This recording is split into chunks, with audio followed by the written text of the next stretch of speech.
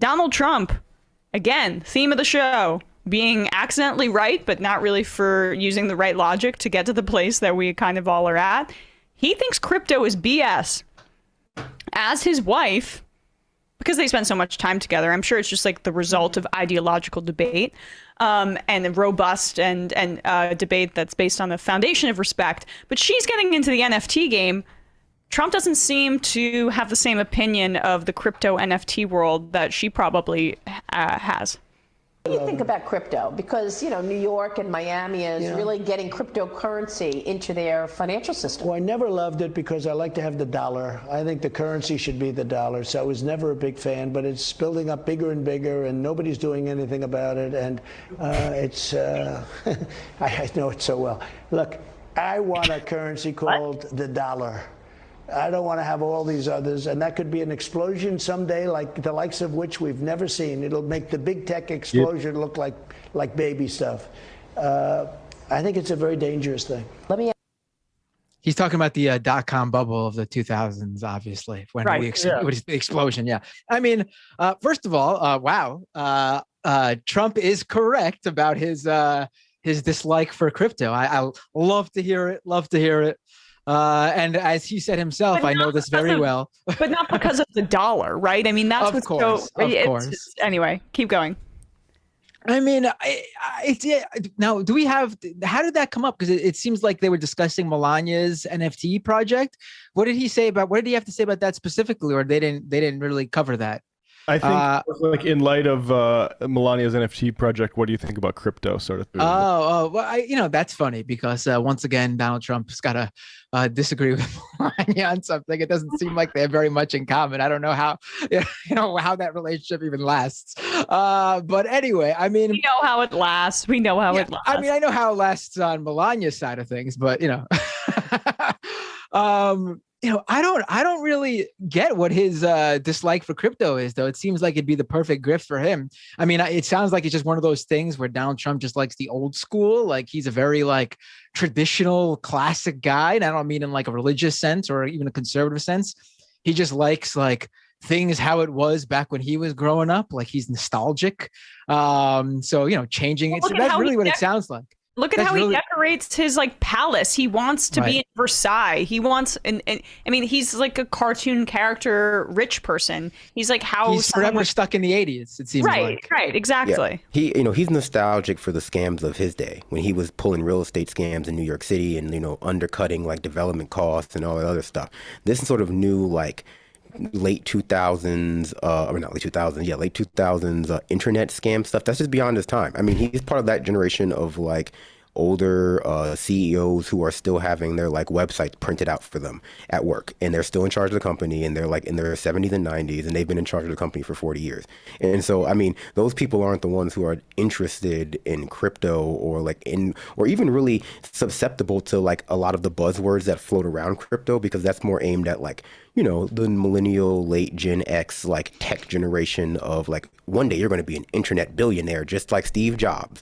And it's just I think that he knows it's a scam because a scam artist can smell a good scam, right? But it's not a scam for him. It's not a scam that he's interested in promoting. It's his sights are higher. It's the interesting thing about Trump that he does all these petty little grifts, right?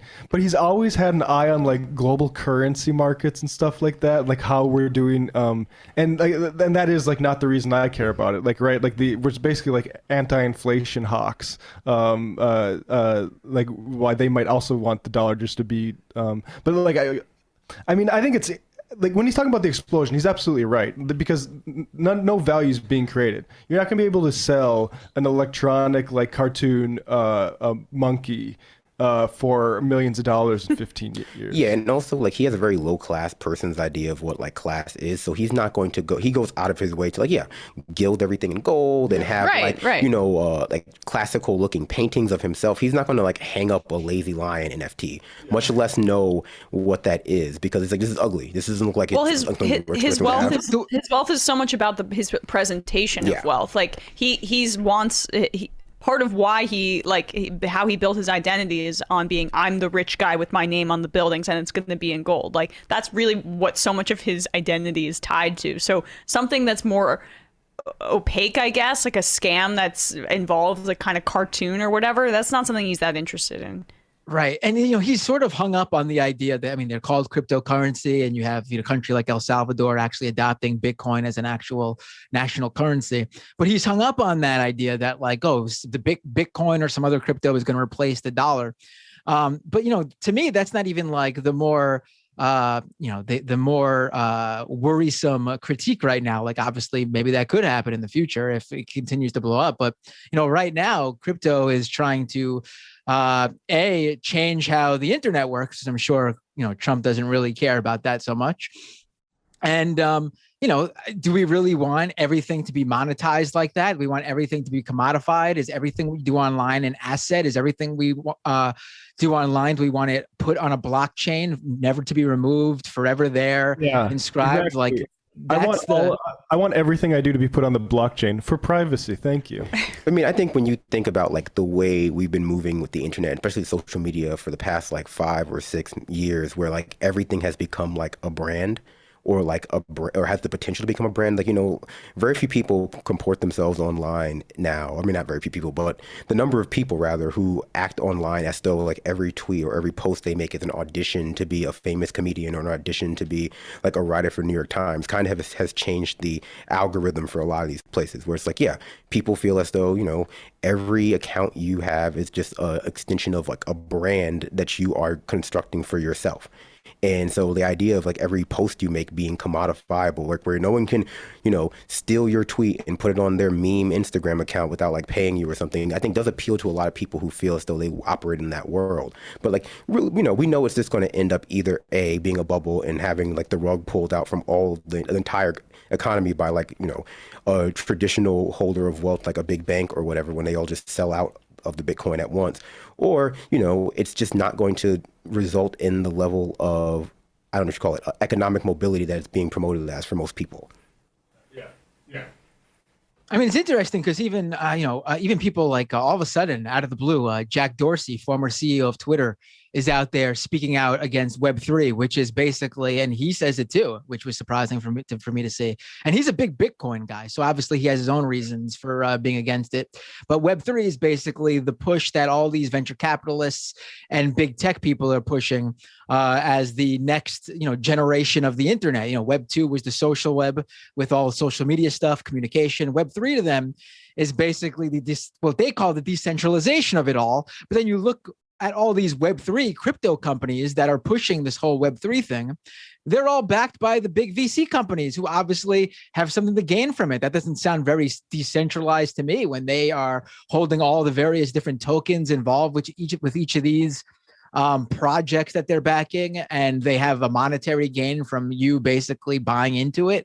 I mean, it's we don't, again, another issue where someone is speaking out against this stuff where it's not for the same reason, but you know what, in my opinion, this stuff is getting bigger, and I think if someone's going to speak out against certain aspects of it, I'll agree with them and let and spread that message, so maybe that their fans and followers or supporters will be like, yeah, that is a bad idea too, because this is getting out of hand at this point now. It's going to be like ridiculous when they're trying to make it so like your wallet is your like crypto wallet is inherently tied to everything you do online. So like, how you go to a website and you could like log in via your Twitter account or your Facebook account, and like that's like obviously not good for a privacy perspective that like one company has all your logins or whatever. I mean, but on another scale, imagine it tied to something that is inherently financial. Like, imagine your entire identity is connected and everything you do is logged as your crypto wallet. Like, that's so much worse, in my opinion. Everything will become commodified and monetizable. And it's just like, if you don't have money and you just want to go online and just take part in something, like that might be like, obviously you got to pay for internet connection, but beyond that, like imagine everything you do, every site requires you to buy in for something or have some sort of asset. Like, it's ridiculous. I mean, that's like kind of the Bill Gatesification too of the internet. He, at his outset, like essentially what Microsoft did too, right, was that all of like these free programs that people were using, and I'm not up on the text, so like I might be bastardizing what it was, but the amateur Freeware? the freeware. I mean, he basically eliminated that too. And so like all this like crypto and NFT stuff is doing, or maybe the NFT stuff more, is commodifying, as you say, every inch of the internet. So like even these new frontiers and even these new forms of expression that people are trying to create that are different spaces, no, don't worry, we're going to commodify X, Y, and Z until, until a new space is created from one commodity, and then what's going to happen? Like, I mean, there's no space that isn't for me, umbrella. Yeah. Right. Like for me, like here's the most like basic thing. If someone asks, like, isn't the crypto ask you, like, and they don't know anything about it, it's like so simple. It's like, and this will turn people off so fast, in my opinion. It's an issue that I think really describes all of crypto. Now, imagine you send money over, you have to buy something and you have to use Bitcoin or whatever. Imagine you send that money and that's it. It's done. You sent it to the wrong person. Oh, well, so sad. Too bad. You send it to someone and they don't give you what you wanted and you want a refund. Oh, well, so sad. Too bad. Like, yeah, there's a lot of problems with banking and the financial institutions, and we want something better, right? Well, even those terrible institutions take care of you as one of their customers and provide you with refunds, provide you with protection if your money gets stolen. In Bitcoin and Ethereum, if we want this to be better, then they should even, at the very least, protect you in cases like that.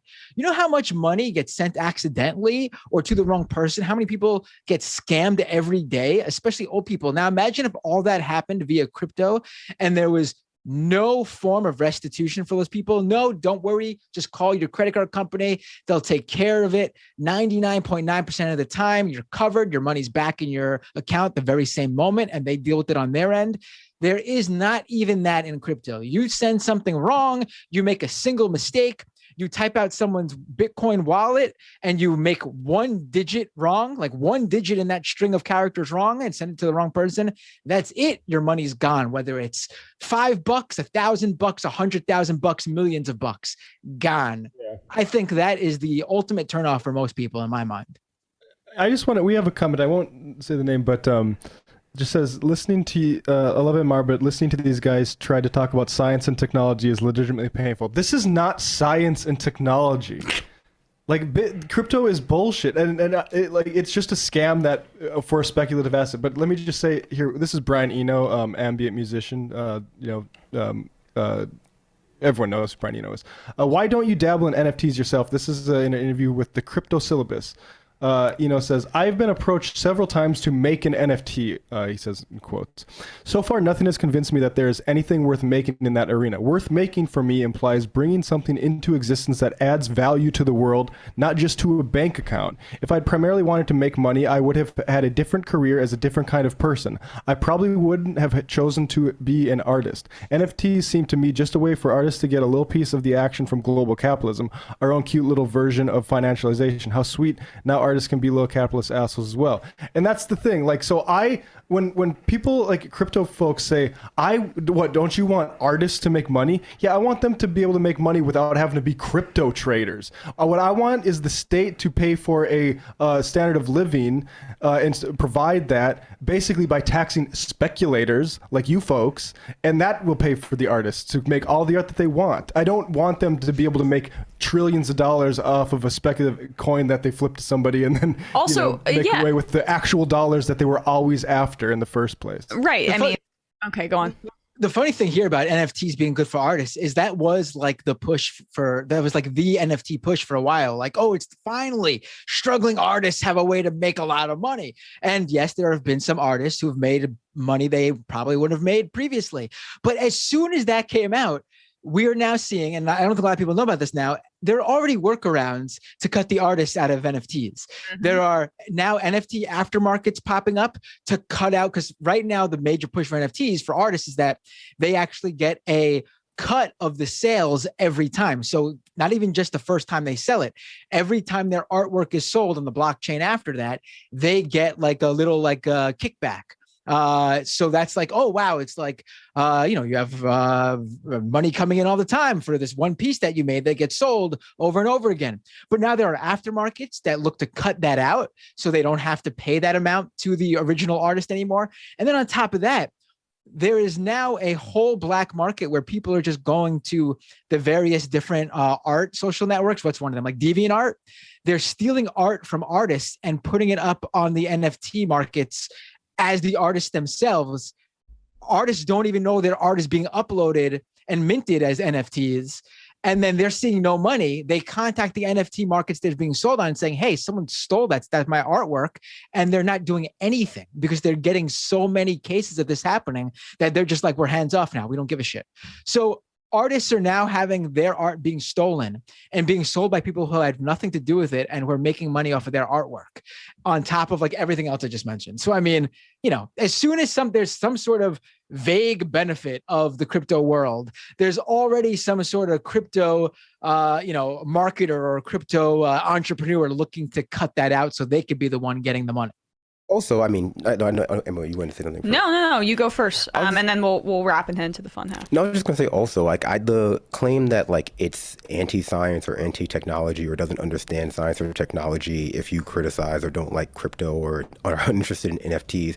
You know, I would lump that in with the same kind of like, but what about the artist thing? It's just like a shallow appeal to like a genre of thing that you're not supposed to like criticize because like, well, if it's art, then it's, you know, something you can't criticize. So like, what about the children? Yeah, but like, what if like some person was burning trash and calling it art? Should we just like not criticize it because it's art? And it's like, in reality, it's not about it being technology or science or art. It's about people's ability to make money off of those things. Because like no one is stopping people from making art. No one is stopping people from like doing science or technology. We're talking about the negative environmental impacts of those things and how oftentimes they're misattributed to being some kind of like, I would say, teleological inevitable part of progress when it comes to science technology. Oh, this is just the way like the web is going, and so if you're not interested or think it's bad, you're just, you know, a dinosaur. And what the art thing is just like, come on, a lot of these are just like monkey pictures. A lot of it is just like derivative in the laziest sense, because the idea is to like make money in an environment where things are already popular. It's like you're making commodities. Yep. Emma, I think we should stretch this a little bit. So if you want to make your point, go ahead. No. I feel like it was already covered. Okay, I got one more point. So I saw another comment. Bitcoin is the people's money forged in the 2008 Where are you crash. seeing this? Where are you seeing this? Yeah. In our YouTube chat. Oh. Someone watching our channel said that about Bitcoin? What's going on here? Let's just address that for a moment. That's First funny. of all, who controls Bitcoin? Like, I'm sorry, like people do not control Bitcoin. It's in any crypto, right? This idea that the people who are invested in it should be the only people in control of the currency that you want to like take over society is dangerous and, in my opinion, like almost like fascist. Like the government should have control over money. The 2008 crash, the problem wasn't that we printed money. The problem was that we printed money and gave it to bankers. We should have given it to homeowners and folks that needed relief in other ways, right? Like, so it's good to print money. That's the secret thing about all this crypto stuff is it's basically new age gold bug, anti-print money, anti-inflation stuff. They have speculative assets and they want those to continue. Well, they say it's up. democratizing. Wall Street Journal came out with an article a few days ago where they calculated that the top 0.01% own 27% of crypto, and it's top heavy in another figure that I can't think of off the top of my head. How could it ever be democratic when, in order to get the stuff, you need a capital investments like computers to mine it that are insanely that's who controls Bitcoin, by the way. It's not even there is enormous inequality in Bitcoin. Like you said, 0.01% of buyers control around 27% of the total supply, which amounts to around 5 million Bitcoins, which in turn comes out to about 232 billion USD. That's from the National Bureau of Economic Research study. And then on top of that, you have the miners who are actually the ones who are spending all the money and burning up all that energy consumption and ruining the environment to basically solve these equations to create more Bitcoin. And they're the ones who basically have the say over the protocols that like judge what rules and regulations happen to Bitcoin. Like there is a 21 million Bitcoin finite supply. Once that's all mined up, that's it. Unless, of course, all the miners get together and vote to decide we'll create some more Bitcoin. So, and they have that position of authority over your utopia currency because they wasted energy for nothing but speculation. So go fuck yourselves. Right. I mean, it's sad to me because it is mostly people who just are like, you hear it and it's always like, oh, my family was hurt. Well, other than obviously the rich VCs, I'm talking about the dupes who are believing this stuff. I'm assuming the type of people who would be in our chat. But you know, the same kind of mentality from the people who get suckered into MLMs. Yep. Yeah. That's what I tweeted the other day. I said it was like LuLaRoe for dude bros. That's what this is. It's like a deep fear of missing out amongst the population. Instead of like moms who are like single moms, it's just like people who have a certain level of tech literacy as a result of being like, you know, either raised in a technological world or having like a vaguely tech related job, like deciding that this is their path to, you know, becoming rich in a world that they've been largely probably, you know, boxed out of traditional methods, like, you know, IT people or like people who like fix their grandmother's computer when she downloads viruses or something. You know, like this is their MLM. This is their version of that because it appeals to those same kinds of like, well, you're just a little smarter than the rest of the people who can't get this. Yep. I would love to replace the financial institutions and the big banks. I'd love to see them crumble. I'd love it. But the point is, we would replace that world with something better. Like the thing to me is like, they always talk about like the unbanked, like, you know, crypto will finally, you don't need to open up a bank account with crypto and have minimums and this and that. And, you know, the big banks will take advantage of you with loans while there are crypto things doing all this, taking advantage of people like DeFi, tons of stuff that are taking advantage of people. But, you know, why not become an advocate for like postal banking or something that would actually help people and actually give people like, you know, like it's that simple. Like, and if you want to like eliminate the entire banking system and financial world, let's talk about what would make it better, like a better replacement, a better world. Like crypto is an alternative, but that doesn't mean it's better. In fact, in many ways, it's worse. Yeah, I mean, it couldn't be a Majority Report show, and it's very fitting that this is the final show of the day without postal banking coming up. I mean, that was a wonderful cherry on top there, Matt. I mean, it really is, because that is what the type of policy that would help, say, for people, unbanked people in El Salvador, for even, right? Like create a postal system that banks people like that, but tying it to the speculation, States. Of course. Well, I mean, that would, right. That would actually be, and then it would undercut loan sharks and, you know, predatory lending and all that kind of stuff. I don't feel very strongly about crypto. I don't feel like, you know, angry about its existence. It just feels very much like the kind of thing that people would come to your door knocking about 10 years ago if it were a different kind of product, and you'd have to like politely be like, no, because it's not steak knives. But in reality, at least you could use steak knives. Yeah, it feels like a scam for people who know that capitalism is a scam and know that generally like work is a scam and all the things that we talk about generally from like a leftist perspective are scams, but they want to like be part of that scam, and they think this is just a new frontier of capitalism scams. Yeah. And so that's not really a place that I want to go so much as a place where like, oh no, I don't care about decentralizing the web wealth system or whatever the hell they're talking about, because I don't think that's going to lead to like the kind of equality they say it is. It's because mostly it's just about like individuals in that world getting rich who are not traditionally rich individuals, you know, in their mind, which doesn't, like, even if we concede that it'll make someone who, like 10% of people who engage in crypto, like even at highest number imaginable, richer than they were before, that's still not like the purpose of leftism generally, in my opinion. To have another new type of billionaire out there. To make a whole bunch of money for having done no work.